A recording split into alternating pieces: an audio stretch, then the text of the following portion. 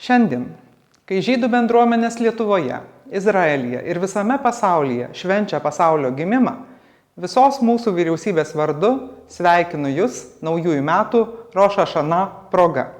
Šofaro garsu ir meduje pamirkyto obuolių saldumu naujieji metai pradeda šventą apmąstymų, atgailos ir atsinaujinimo laiką. Tai laikas sustoti ir pažvelgti į vidų. Tai laikas paklausti, kokiais norime būti ir kaip mums pavyko praėję metai, ką dar galime padaryti vardan ramybės ir taikos mūsų šalyse ir pasaulyje.